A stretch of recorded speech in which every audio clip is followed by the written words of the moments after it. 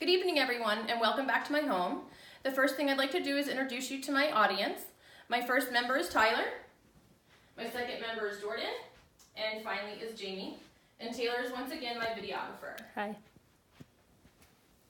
People will die by suicide when they have both the desire to die and the ability to die.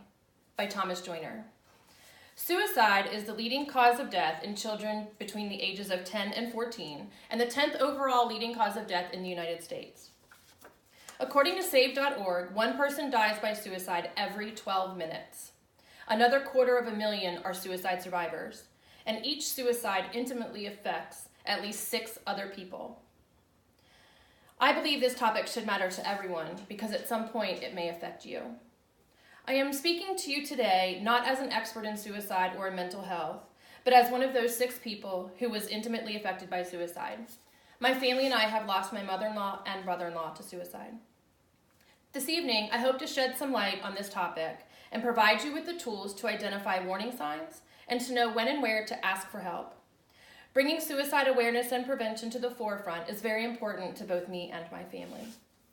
By educating ourselves, maybe we can lower these statistics. These statistics speak for themselves. Did you know that more people die by suicide than by car crashes and are 2 times more likely to die than those with HIV and AIDS? According to the Huffington Post, since 1999, the suicide rate has risen 24%. Although Maryland has the lowest suicide rate of all 50 states, their suicide rate is still on the rise. DoSomething.org shares that males make up 79% of all suicides, while females have more suicidal thoughts. Over half are completed by firearm. Undiagnosed and untreated depression are the #1 cause of suicides. 8 out of 10 people give signs of their intentions. 40% of successful suicides have had a prior attempt. NoBullying.com informs us that the LGBT community is 2 to 3 times more likely than any other community to commit suicide. According to the New York Times, several factors come into play. There's an increase in divorce rate, an increase in the poverty level, a huge escalation in bullying, and a nationwide stigma placed on mental illness. While these statistics are startling, there is an organization that was established to help raise awareness. The AFSP, the American Foundation for Suicide Prevention, was established in 1987. It was founded by families who were troubled with the alarming rise in suicide rates over the last 4 decades. This nonprofit organization has offices in all 50 states, including Washington, D.C.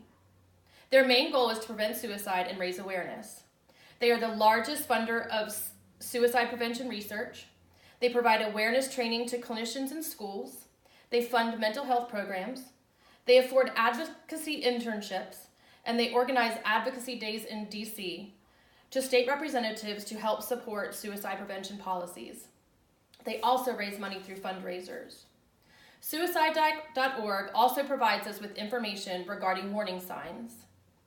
These include depression or sad appearances, talking or writing about suicide, withdrawing from friends and family, sudden mood changes, use of drugs and alcohol, giving away prized possessions, and acting recklessly.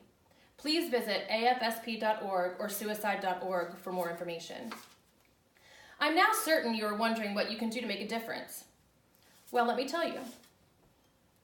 There are several benefits to raising awareness about suicide prevention, and it all starts with you. You could save a life. Just one life could save another to think before they try suicide. According to the New York Times, you can also save money. Each year, it is estimated that $50 billion is for suicides and the loss of wages. Become an advocate to end the stigma placed on sufferers of mental health. Suicide is not just a mental health issue, but it's a human one. You could donate your time to one of AFSP's annual events, such as their Out of Darkness walks that occur in every state throughout the entire year. May 20th, 2018 is their annual Party for Life, where there is music, food, silent auctions, and in-kind donations. You can also participate in their 46 Climbs Challenge. September 10th, 2018 is Suicide Prevention Day. I appreciate you listening to my speech today. I call each and every one of you to action. Remember, one suicide affects 6 other people intimately, and you could be that one like I was. With a little bit of time and a small amount of education, we can spread awareness about the 10th leading cause of death in the United States.